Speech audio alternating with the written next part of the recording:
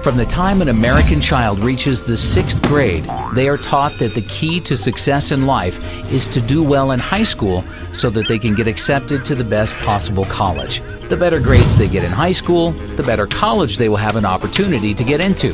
They are taught that if they get into a great college and get their college degree, any type of job they desire in the field of their choice will be there waiting for them. After getting their dream job, they will be able to buy any car and house they desire, start their own family, and live the American dream.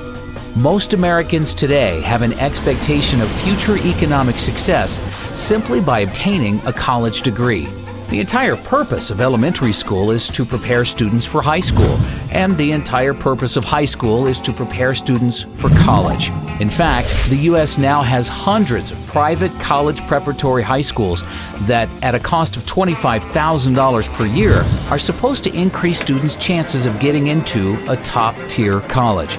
Students are taught to believe that if they don't go to college, they will be on a path to nowhere and will have no chance of ever building a successful career. Government regulations like No Child Left Behind have left grade and high schools in shambles. Instead of teachers having the freedom to think outside the box and use creative techniques to prepare their students for the real world, they are forced to be narrow-minded and teach with worthless information that will never help their students have successful careers. Today, there are no high schools left in America that teach students the knowledge necessary to start their own business, invent their own product, or even how to use the internet and other free resources to become educated about things without attending college. The annual cost to attend the average private four-year college in America today is $27,293, up 29% from 5 years ago during the 2005-2006 school year when the annual tuition cost $21,235. This does not include the cost of textbooks, which have tripled over the past decade. Colleges are now charging $200 for each single textbook that has no resale value because they put out new, slightly revised versions with a new name each year. The textbook publishers are even colluding with college bookstores to make custom textbooks so that students can't save money by buying them online. Colleges are getting kickbacks from publishers in order to destroy the used textbook market, which by itself is proof enough that college administrators are only interested in lining their own pockets and have no interest in helping their students.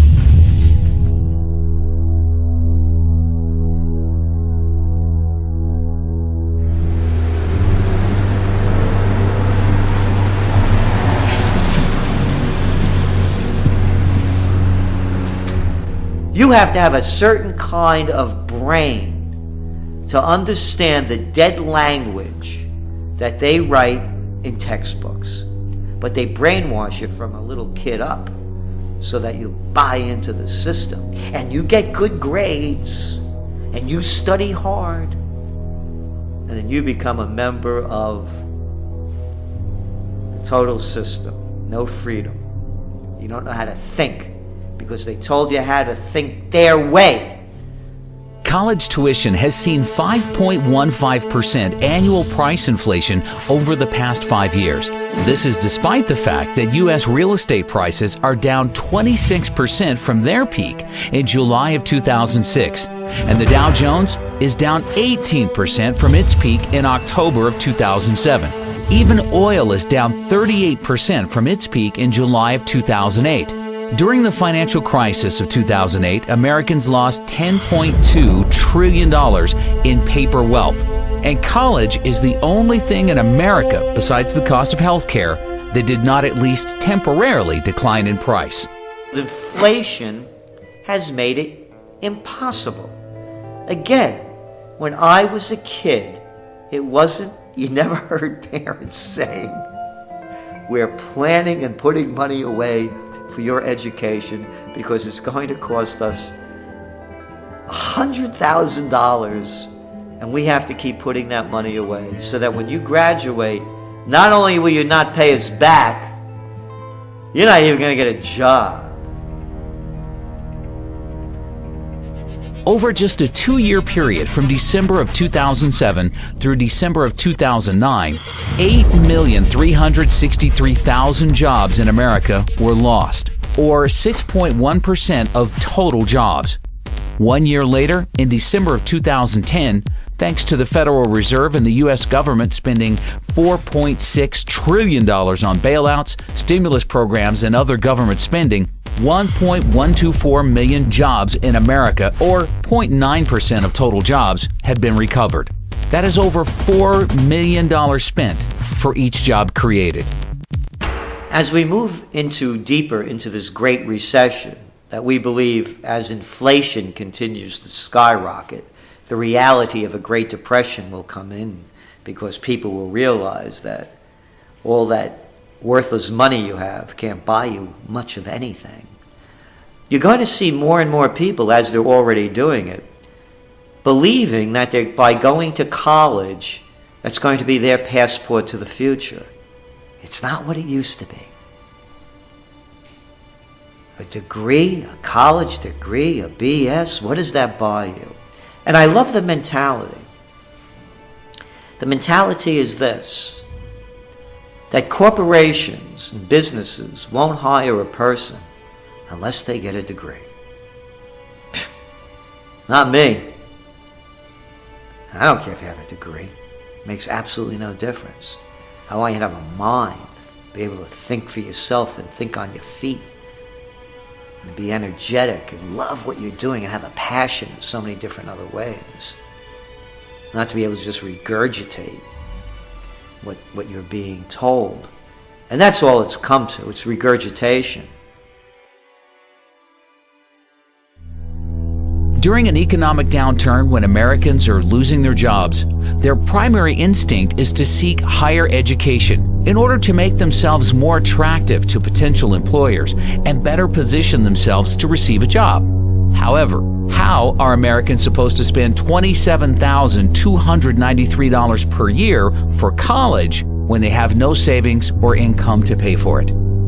The U.S. government, with the backing of the Federal Reserve, in the same way they created the real estate bubble by providing mortgages to all Americans through Fannie Mae and Freddie Mac, regardless of whether or not they had any capacity to pay the loans back, has been using the exact same easy lending practices to create one of the largest bubbles in U.S. history, the college bubble.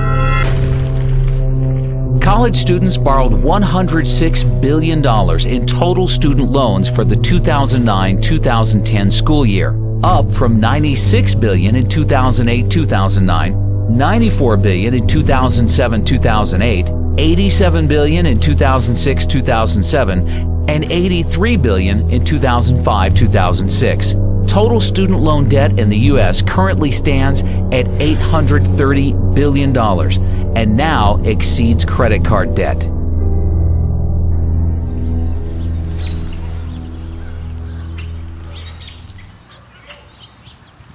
I was so pro-education. That's all I wanted in my life was an education. And you know, I'd like to still be pro-education, Right. but to put anybody through what I've been through, no. Really, in my case, the education, I think, really ruined my life. Right. So, I mean, I would have been better off if I just would have gone to work at, you know, McDonald's or something, actually. So, That is unbelievable. because this is a debt I can never get over.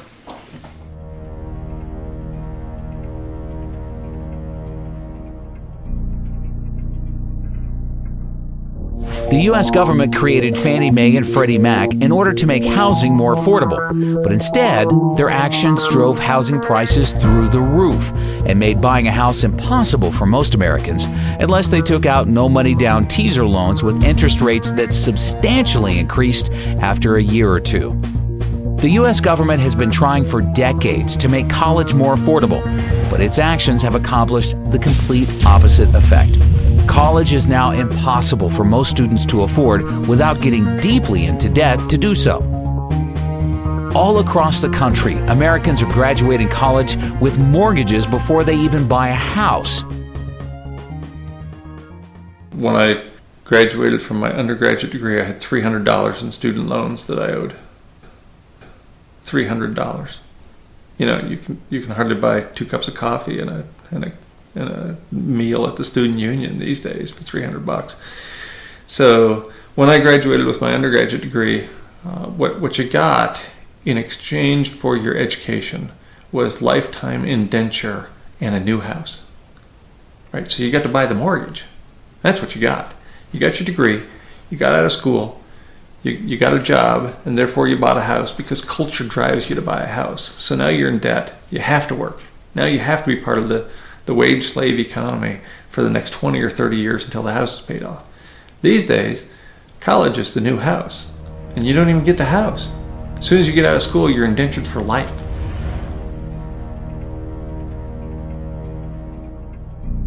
When you started taking out loans, what kind of debt did you end up getting into, and how much have you been able to pay off, and how much do you still have? When I walked out of dental school, I was $136,000 in debt, and I have paid in close to $100,000 right now. They say I owe $300,000, so I still have quite a bit, obviously, that I can't manage anymore. And I've done everything I can to try to manage it, but it becomes unmanageable at a certain point. One of the loans, the HEAL loan, was a health occupation loan, and when that defaulted, then I can no longer see Medicare or Medicaid patients. So I'm very selective of where I can even work anymore. Wow. Because it ties my hands. If I wanted to go into indigent care or one of the free clinics or something, I couldn't. Right. When I was first told this, I was told by my attorney that I would not get Medicare or Medicaid. I said, well, okay, there's not much I can do. And for many years, that's what I believed, because that's what he thought it meant. Well, comes to find out, that's not what it was at all. It was that I was not able to work on patients in Medicare or Medicaid. And so when I went to work for this place that I'm working, I thought we were fine because we don't take them. Well, there happens to be some federal employees that now I can't see. I didn't even realize that. And so when we realized it, the office manager sent a note to them and said, what's the deal? And they said, well, she knows all about this. No, I don't know about it, neither do the attorneys, and neither does anybody else. I mean, these laws are so vague, it's just amazing. So now I have to watch who I see. And fortunately, my employer has worked with me, or I would be out of a job, basically. But they're very vague, and they keep you in the dark. They don't really try to help you or figure any of this out. They don't work with you. I know there's the new income-based repayment, but I don't fall into any of that, So I don't know. I just don't want to see it happen to anybody else. Right. That's my problem. There's no compassion there. There's no none. help. No help, no compassion, nothing. They're just vultures.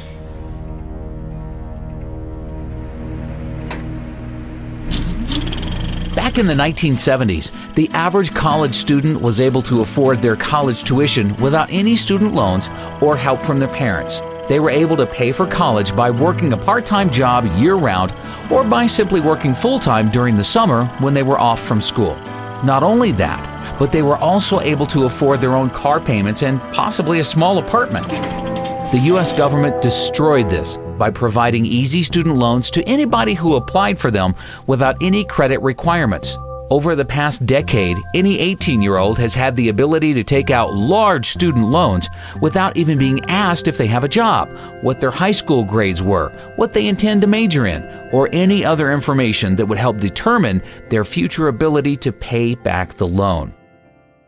These are, this is a paper, and this is of course a copy, I have the original, of what they gave me the day I graduated from dental school. What amount, income level I would have to make, and how much of that would go to school loans, and what percentage. First off, I never even made enough in a month to pay the monthly school loan amount, so that's why it went into default. Right, and they basically made just completely unrealistic Unrealistic, projections on what you were totally gonna make, unrealistic, right? yes. I've not even managed to make any of them at all. So this year, of course, they're projecting I would clear about $260,000, and I'm making about $80,000. Where do they come up with these numbers? Well, I'm not sure, and I think that was the whole problem. Over 400,000 in 2015, which will not ever happen. The problem is, it also is your percentage of your school, of what they're taking.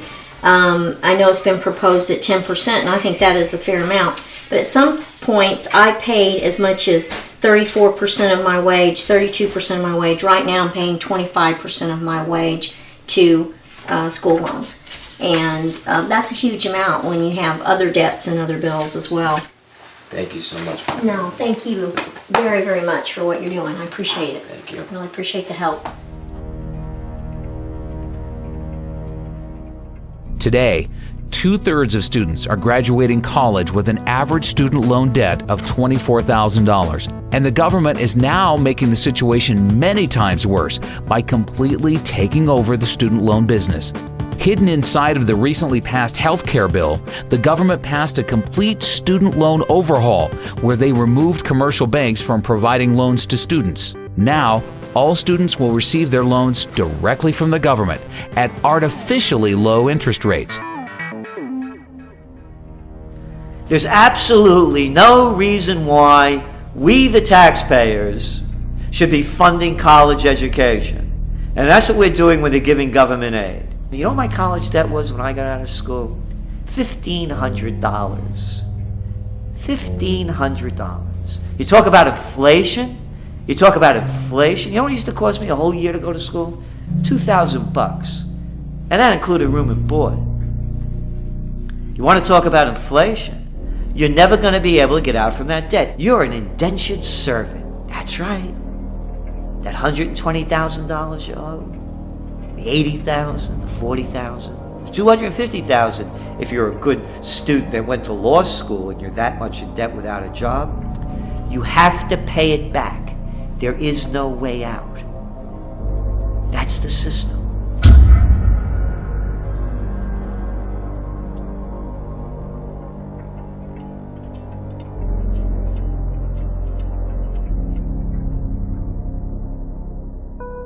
One of the unintended consequences of the Wall Street bailouts of 2008 is that now most American students believe that if they take out loans to attend college but can't find a job to pay them back, they will be bailed out by the government and have the loans forgiven. NIA believes this is indeed what will ultimately happen, and therefore it will be U.S. taxpayers who end up paying for the artificially inflated, sky-high tuitions for all college students who can't or choose not to repay their loans. It won't only be taxpayers who suffer. All holders of U.S. dollars worldwide will ultimately pay for everybody's student loans, as the Federal Reserve is likely to print the money to make up for these bad debts, which will lead to hyperinflation and a worthless U.S. dollar. Many students are outright abusing the system. Although government student loans get sent directly to the college or university to pay for a student's tuition, private student loans that are guaranteed by the government usually get sent directly to the student in the form of a check. NIA has been hearing countless reports of students using this free student loan money to buy food, electronics, clothing, jewelry, even cars. The friend of one NIA member used his student loan money to rent and furnish a fancy apartment in Manhattan and didn't even go to college. Even when the loan comes directly from the government and goes straight to the college, there is often thousands of dollars left over each semester after tuition is paid for. This extra money then gets dispersed directly to the student in the form of a check. There is an epidemic in America of students using their student loan money for non-educational purposes, and absolutely nothing is being done to stop this from happening. This is complete insanity, and all Americans will pay for the madness in the very near future. One NIA member from Kansas City, Missouri, has a wife who was one semester short of obtaining her teacher's degree. Instead of borrowing the $8,000 required for tuition at Northwest Missouri State University, she took out a government student loan for $13,000 and used the extra $5,000 to buy a used car. Unfortunately, shortly before graduating, Kansas City closed several schools and laid off 300 teachers. She is now working at a school cafeteria for $8.50 an hour. Although she was required to make monthly payments of $146 for 10 years, after calling the government student loan office and inquiring about their income-based payment plan, they agreed to reduce her monthly payments to $0. With all the modern technological advances the world has been experiencing in recent years, the cost of a quality college education in America should be getting cheaper. It is now cheaper to purchase a plasma television or laptop computer than years ago because the government doesn't subsidize purchases of these products. If there was a true free market in college education, colleges would be figuring out more cost-efficient ways to educate students using modern technology in order to bring tuitions down and compete against each other for the enrollment of students. By guaranteeing student loans and providing too much financial aid to students, the U.S. government destroyed the free market in college education. One NIA member who is 50% owner of a private vocational school tells us that he is legally forced to raise tuitions every time the government raises financial aid to students. The government's 90-10 rule mandates that at least 10% of a private for-profit college's income comes from non-federal government sources. Therefore, private for-profit colleges must keep raising tuitions to stay within the 90-10 rule. The government needs to get out of the education business completely and allow private banks to re-enter the market and compete against each other in order to offer loans at reasonable interest rates to students who will have the best ability to pay them back. The reality is, the majority of the students who qualify for loans today from the government would no longer qualify. But this will force colleges to either bring down their expenses in order to charge affordable tuitions or close their doors for good. Colleges in America spent $10.7 billion on construction projects in 2009, down from an average $14.7 billion spent per year from 2005 to 2007, but still very excessive. Colleges have recklessly spent to build new libraries, gyms, sports arenas, housing units, etc., all for the purpose of impressing potential students and their families. None of these projects have added anything to the quality of college education in the U.S. Many colleges have very large levels of debt they undertook to build new construction. With most college endowment funds being crushed in recent years due to collapsing real estate and stock market prices, many colleges have very poor balance sheets that won't be able to withstand the slightest drop in enrollments. Jocks! Grown-up jocks! Excuse me, they're coaches now. Hey, coach. Making millions of dollars. For what does this have to do with education? What a waste. What a waste. 2-bit universities fielding baseball teams, football teams, basketball teams. For what? To entertain the kids? Yeah, you can do this if you're a very rich society and you have the money to waste. But not during a great recession. And not as the median household income of the country continues to decline. And not as you're sending all of these kids to get degrees in worthlessness, because that's what these university degrees are, a lot of them.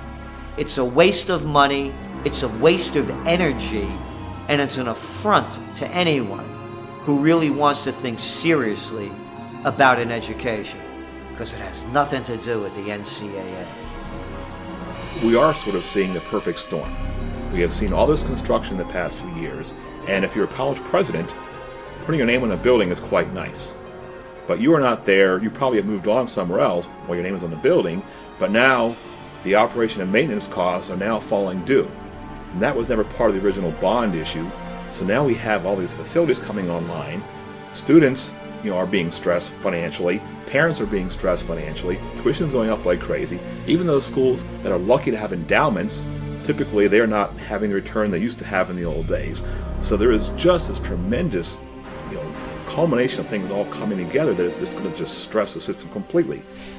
We just saw that there were even riots in UCLA when they saw a 32% increase in tuition. I mean, do you think that we'll start to see a lot more, riots and students getting angry at these tuition prices? I would love to see a little more activism on the part of my students. I think they have been taking this now for such a long time that maybe it's just part of the scenery now, and they're not really worried about it anymore. And I also think a person that's 20 years old, 22 years old, does not realize the implications of not being able to escape student loan debt. When I was in my high school years, at that time, many people were going to college, borrowing the money to go as far as all the way through medical school. And when they graduate from medical school or law school, they would simply just up and declare bankruptcy. But in its wisdom a few years ago, as you probably know, Congress changed those rules in that you can no longer discharge student loan debt through bankruptcy.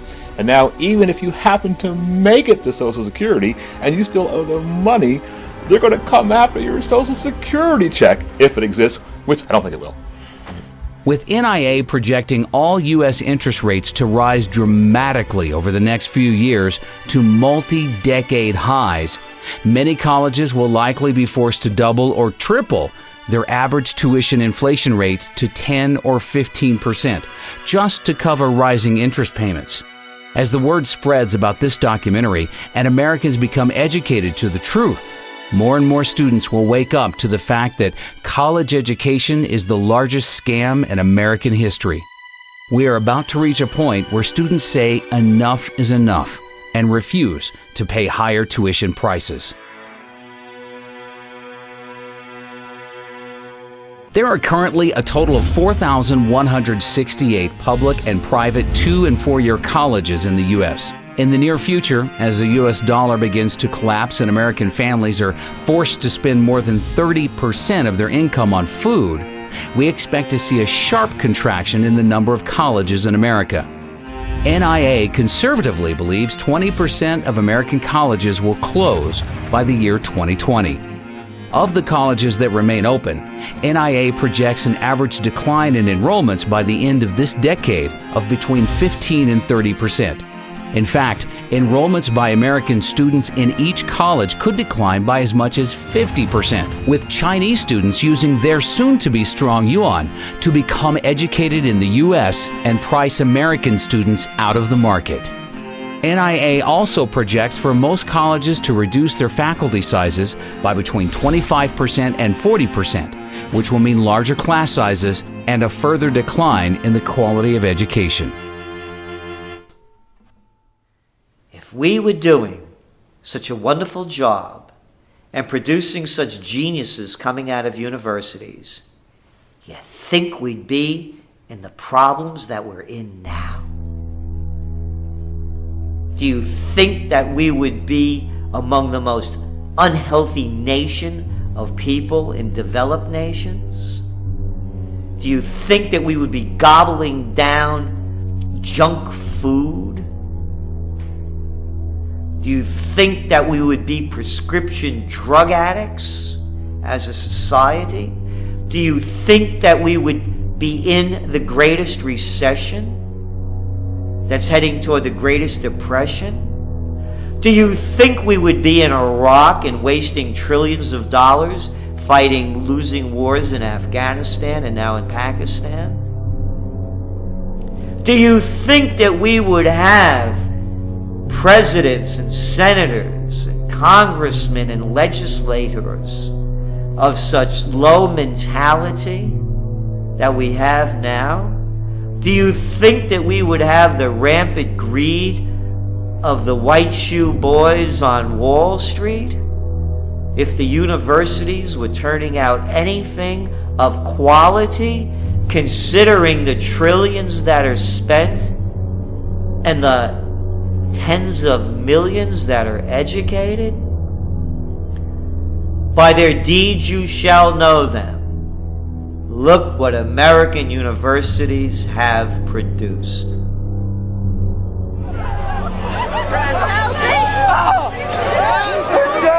The simple truth is, any American high school student who has any savings put away that they are planning to spend on college would be much better off simply investing this money into physical silver.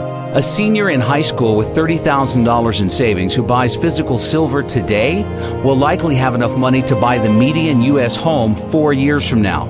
while all of their friends will be graduating college with no job or money to buy a house, but will be stuck with hundreds of thousands of dollars in debt and a worthless piece of paper called a college degree. How worthless is education? Let me count the ways in my worthless college degree. Worthless. That's what a college degree is worth. Here's my worthless law degree. Equally as worthless. Here's my worthless license to practice law. Worthless. Here's my worthless computer science degree. Also worthless. That's the value of education.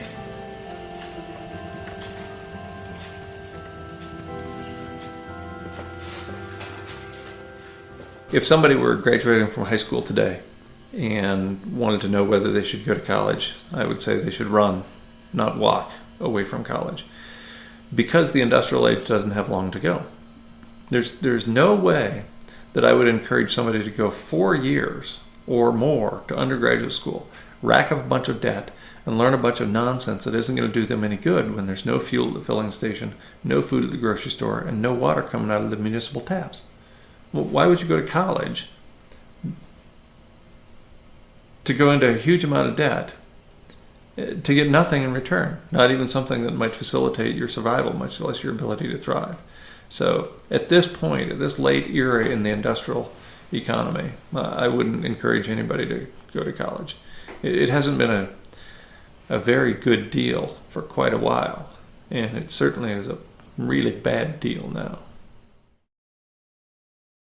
I confer upon you the degree for which you have worked so hard, with all the rights, privileges, and responsibilities thereto. Congratulations.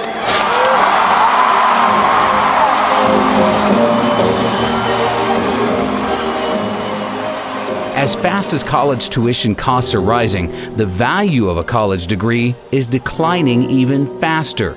The youth in America today need to be taught to think for themselves and realize that there is no value to having a college degree if everyone else has one. I was in the student union where graduation was about to take place, and they had a series of plaques on the wall. And they listed all the students who had graduated with a 4.0 grade point average. And the first plaque had, all the plaques were basically full of names. But the first plaque had the first 50 or 60 years of the university represented. To fill that plaque with the 20 or so names on it required 50 or 60 years of higher education. Of course, in the most recent 5 years, there are multiple plaques for every year. We're churning out 4.0 students at the rate of a couple hundred a year. That used to mean something.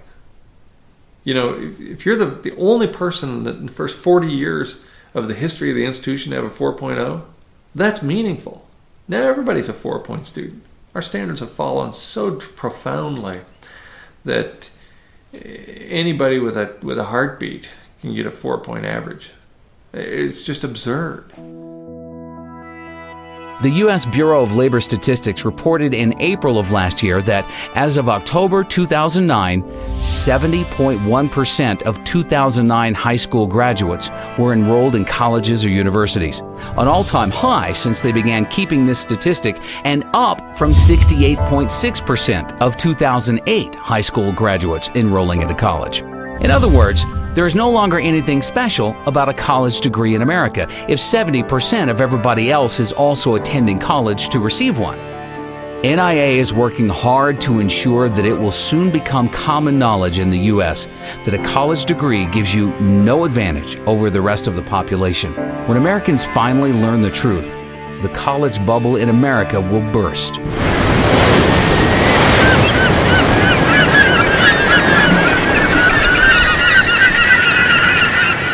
College enrollment has been increasing really since the late 80s. But what kind of is an unknown secret is since 1992, the majority of college graduates, 60% of them were in positions that the BLS considered low skill and typically did not require a high school education. For example, 20% of all the new waiter and waitressing positions created since 1992 have been filled by college graduates.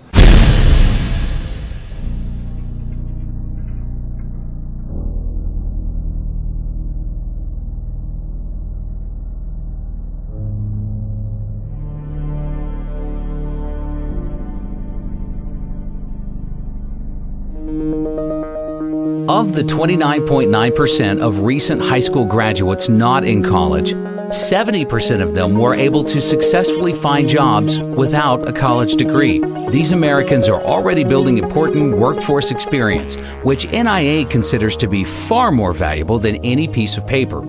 By comparison, only 42.1% of recent high school graduates in college have a job. And most of these are part-time jobs where the students are building very little workforce experience. The 57.9% of students in college without jobs, not only are they wasting their savings and getting deeply into debt for a worthless piece of paper, but they are losing out on valuable income they could have been earning during those 4 years. One of the greatest myths in America today that is used to scam Americans into overpaying to attend college is that college graduates make more money in their lives than Americans without college degrees, and therefore a college degree is a great investment. According to studies from biased organizations like the College Board, Americans with college degrees will earn $1 million in additional income over their lifetime compared to high school graduates with no college degrees.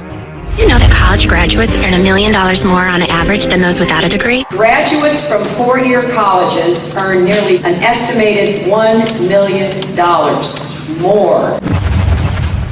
Most colleges and universities in America use this $1 million in additional income statistic to hype and sell their product. It has been repeated so many times that it's just about been accepted by all with nobody questioning its validity. However, for any student thinking of attending college, they need to consider the facts surrounding this number and compare it to the true cost of attending college. With the cost of annual college tuition now at $27,293, if we assume continued 5.15% college tuition inflation over the next 4 years, the average cost for a student entering college now to receive their bachelor's degree in 4 years will be $117,900. Therefore, even with the current college inflation crisis, an expenditure of $117,900 on the surface seems like a good investment if the return will be $1 million. The secret truth is, most college students do not receive their degree in 4 years.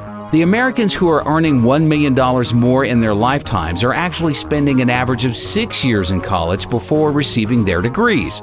Therefore, assuming continued 5.15% college tuition inflation for years 5 and 6, the total cost for the average student's degree in order to earn their $1 million in extra income will be $186,349. For those who borrow that full amount and pay it back over 10 years at a 6% interest rate, the additional interest expense would be $61,914, bringing the total cost of the degree up to $248,263. Then you need to consider the matter of lost income. The average high school graduate who finds an entry-level job without a college degree earns $35,400 per year over the first 6 years. For the majority of college students who don't have jobs, they are losing $212,400 in income over their 6 years in college.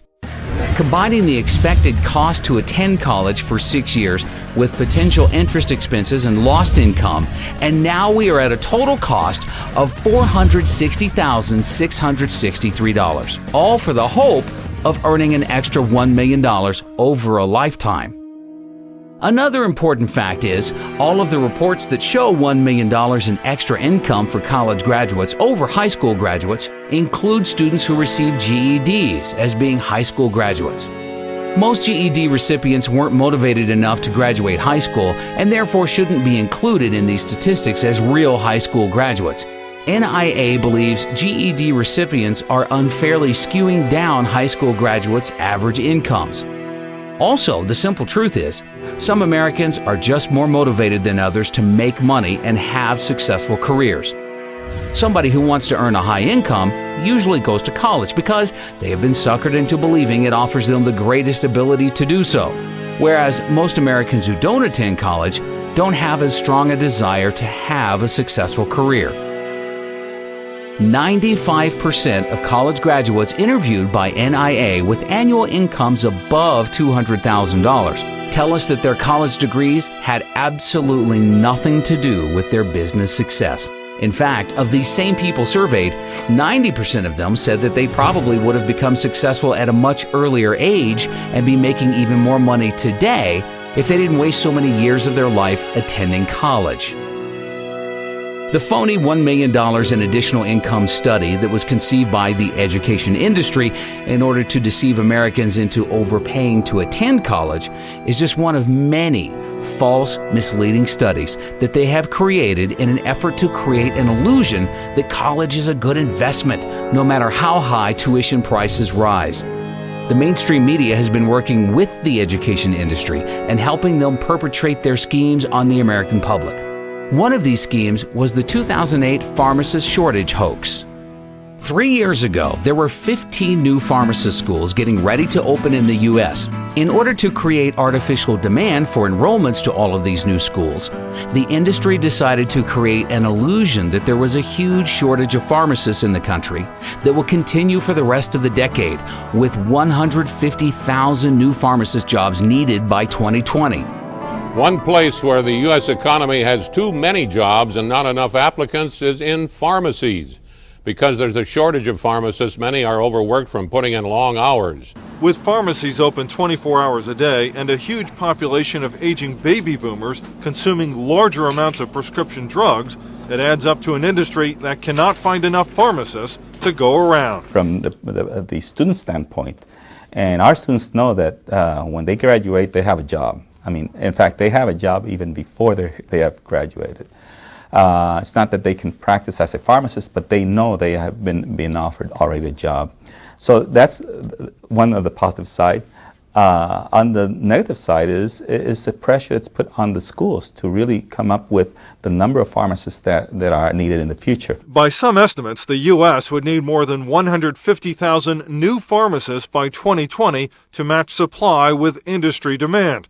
Experts say the pharmacist shortage will continue for at least a decade or more. In the meantime, at least 15 new pharmacy schools are expected to open their doors by 2010, even as existing schools expand in size. NIA has been hearing dozens of reports from its members with family members who have graduated pharmacy schools 6 months to a year ago and have sent in their resumes to hundreds of different pharmacies in the New York metropolitan area and have yet to even receive one job offer. Even experienced pharmacists are having major difficulties finding pharmacist jobs. The husband of one NIA member retired 5 years ago as a pharmacist in New Jersey, but has now decided to re-enter the workforce so that their family can accumulate enough gold and silver to survive hyperinflation. Unfortunately, he was forced to leave his family and move to a rural part of Alabama in order to receive a pharmacist job paying only $18 per hour. Law schools have also been deceiving the public with false and misleading statistics. During the past decade, an unprecedented number of Americans went to school to become lawyers because they thought if they became a lawyer, they would immediately become rich. Some law schools are advertising that 90% of graduates are employed within 1 year of graduating. The unfortunate reality is, law schools are deceiving their students with these statistics because most of their graduates who are employed within a year of graduating are not employed at law firms. They can be employed at Walmart or McDonald's, but the law schools will still consider them to be part of their 90% employed within a year. A lot of schools right now will tout a job placement rate after graduation, or what percentage of their graduates are employed X amount of months after graduating with a degree. And what you're seeing sometimes is manipulation and outright just fraud in how they calculate this.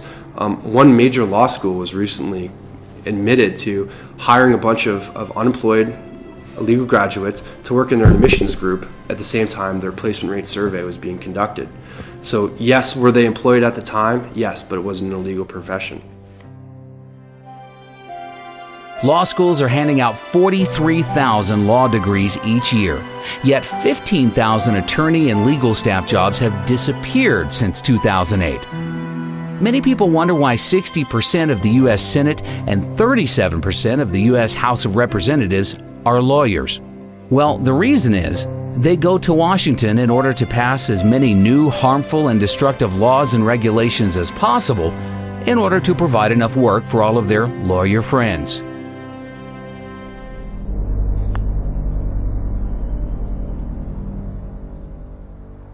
So I decided to go to law school. I went to Chapman University School of Law. I graduated in 2005 and passed the bar in 2005, July of that year. And overall, I did not have a good experience in law school. In fact, the first week going into law school, it was not at all what I expected. I thought that the law was to promote freedom and liberty and justice.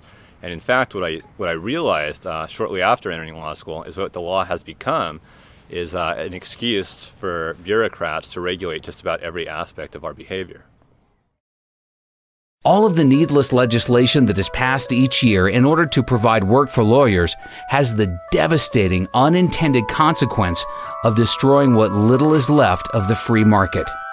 Small businesses are the backbone of the U.S. economy, but it is now nearly impossible for a small businessman with limited financial resources to build a large, successful corporation in any sector because their legal costs would eat up all of their capital needed for research and development. Lawyers do very little to add real value to society. In fact, most legal and financial related service jobs on Wall Street are made possible solely due to inflation. It is because of the Federal Reserve's 0% interest rates and trillions of dollars in bailouts that all of these jobs exist. But these jobs only exist because money is being stolen from middle-class goods-producing workers and being redistributed to non-producing workers on Wall Street. A lot of people that I graduated with found law to be very similar to how I found it, and that is, it wasn't really about helping people or benefiting the community. It was really just a system whereby bureaucratic lawyers make money trying to interpret complex statutes that really serve no purpose. There is a law for just about everything. You want to marry somebody who you love, you have to get a license to do that. You want to develop the real property that you purchased, you have to go to the city and get permits and licenses to do that. You need permits and licenses to do just about everything that should be legal because you're not hurting anybody else. To start your own business, you need a business license, you need your taxpayer ID number, you need all kinds of things just to get up and running. And so all these restrictions and laws and statutes, a lot of them which are not even passed by Congress, they're simply passed by administrative bureaucracies, they hamper the economy, they hamper economic growth, and they actually act in a tyrannical sense against people starting their own businesses and providing for themselves. 75 years ago, agriculture made up 28% of the U.S. GDP.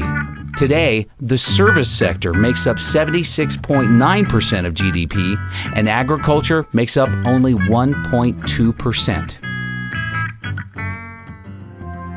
The only way for a country to produce real wealth is by farmers growing food, miners mining for gold, silver, and other precious metals, drillers drilling for oil, natural gas, and other commodities, and manufacturers manufacturing real goods that can be exported to the rest of the world. Goldman Sachs has never created one dime of wealth for our country. Yet most politicians in Washington have been brainwashed into believing Wall Street jobs are necessary for the U.S. to have a strong, viable economy. Likewise, nearly all Americans who have gone to school during the past decade have gone to school for degrees in legal, financial, or other service sector jobs. Almost no Americans have gone to college to become farmers, gold miners, or oil drillers.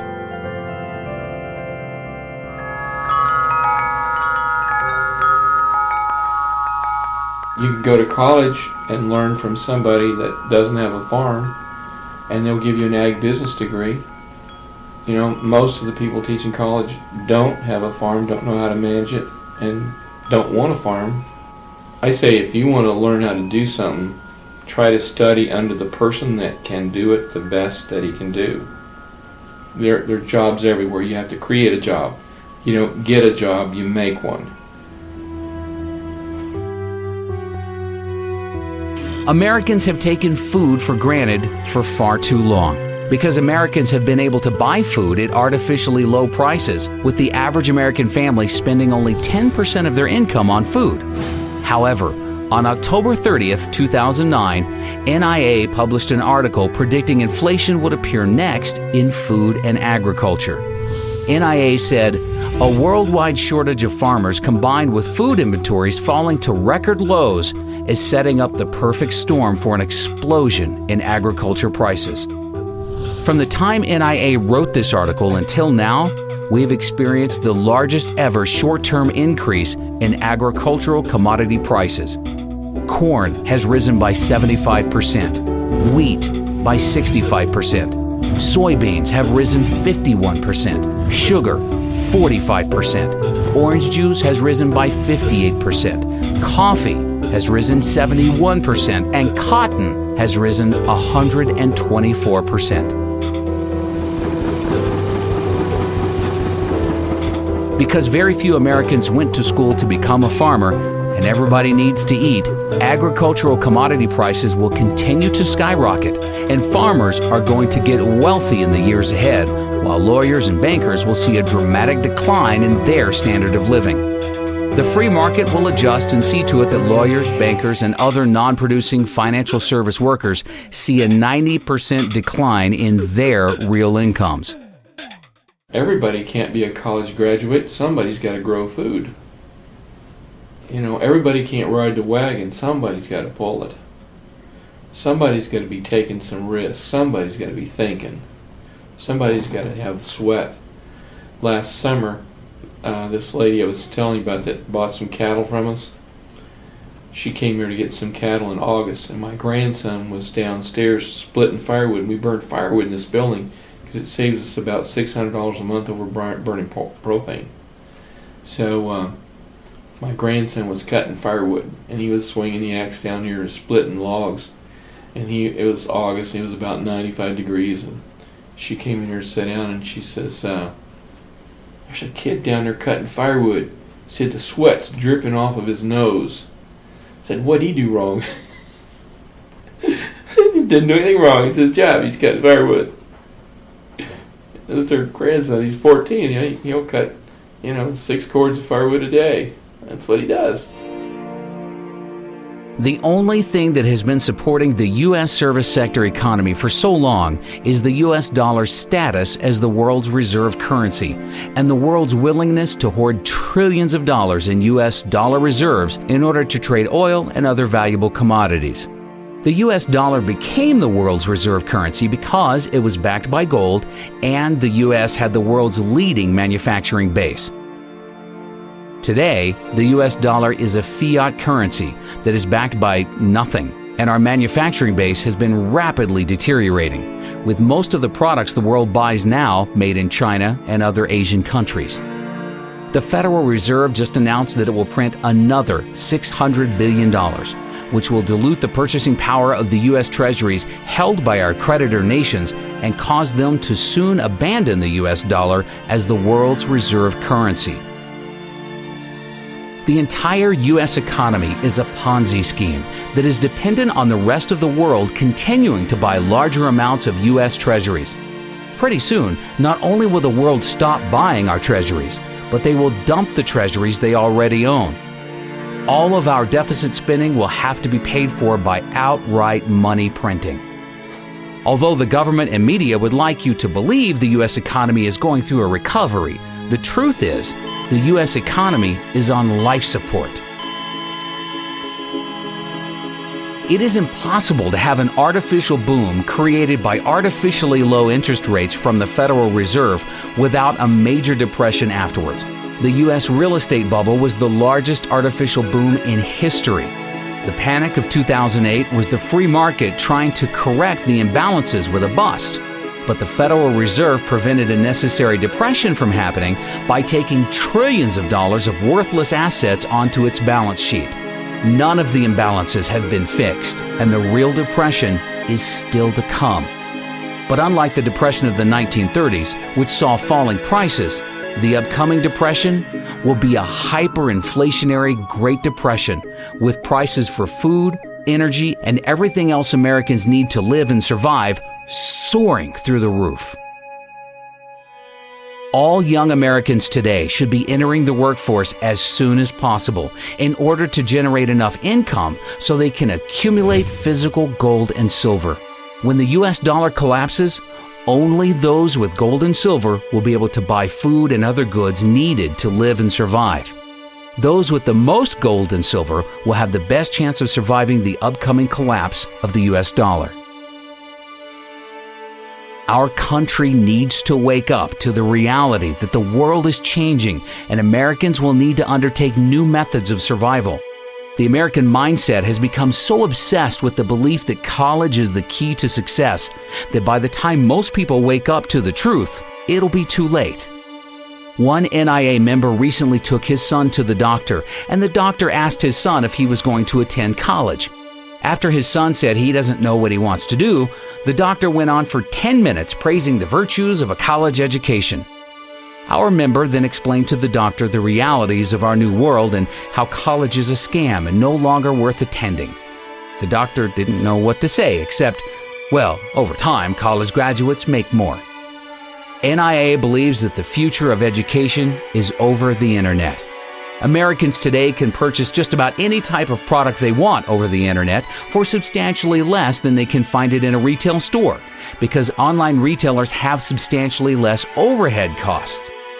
Walmart's biggest competitive threat today is not Target, but is actually Amazon.com, which now has a $79 billion market cap and is fast catching up to Walmart's $204 billion market cap. The largest and most profitable college of the future will be an online college that attracts all of the most successful professors from around the world and allows them to teach an unlimited number of students over the internet. Students will have the opportunity to be taught by the very best in any field of their choice from the comfort of their own home. They will receive a much higher quality education for only a small fraction of the cost of attending a traditional college. By the end of this decade, NIA expects online colleges to gain at least a 25% market share of the total higher education industry. Well, you actually also teach online courses as well. I mean, do you think that that's the future, online learning? I think the future actually is online learning. If the grid can stay up, which I hope it does, I think most people have an interest in seeing that happen. So I think a lot of things could fall apart before the grid and the internet does. So I think that's the way. I always ask my students, does it really make a whole lot of sense for all 20 of us to drive here every Tuesday and Thursday to get together to talk about digital media stuff when we really could do this with a little bit of re-engineering and actually have, instead of all of us coming together, if I came to you wherever you were? I think that's a model of the future. If you figure out each student probably spends 2 gallons of gas a day to come to class, times 20 students, times 15 weeks, add up how much gas that is and how much that costs. Who wouldn't want to have that money back, especially over a couple of semesters? Especially now because we have a much richer media environment to use for teaching and learning. I can now embed videos in my classes. I can bring in things like the National Inflation Association videos to my classes. I can bring dynamic, compelling things to my class that even in the old days, if I was really a compelling speaker, it's far better now. So even a mediocre professor like me can make my class rich and interesting, even in the online environment. You tell me the difference about sitting in an auditorium in NYU with 1,000 other people or sitting in front of your screen and listening to a professor. What's the difference? Look what's going on in India. They estimate some 500,000 Indians have gotten university degrees in engineering through online. Interactive view is what I called it back then. And how many did we turn out in the USA in the same period? About 150,000. It's the future. The future is now. But they're holding us back on real internet learning, real real digital online learning because of the people that want to control the system, the ones that want to have the tenure, the whole college industrial complex. That's all it is. It's a racket. Just like war's a racket, colleges have become a racket. While millions of Americans are at home right now wondering why are food and gas prices going through the roof, there is a small group of U.S. citizens that are preparing right now for the collapse of the U.S. dollar. These select few Americans will not only survive the upcoming hyperinflationary crisis, but they will be positioned to prosper and become wealthy as the rest of America is going to go broke. On December 11th of 2009, NAA declared silver the best investment for the next decade at only $17.40 per ounce. Just recently, we saw silver hit a high of nearly $50 per ounce for a gain of 185% for our members. In fact, in February of 2010, NAA suggested silver call options that ended up making a gain of over 1,000% at its high. You know, it amazes me how many people have been contacting us recently. I mean, every week we receive countless emails from people that say that they've learned more about economics from being a member of NAA for just 1 month compared to studying economics in college for over 4 years. NAA members receive weekly articles, videos, and updates with priceless economic information that the mainstream media is afraid to talk about. All across America, students are being brainwashed right now with Keynesian economic principles that got us in the debt crisis that we're in today.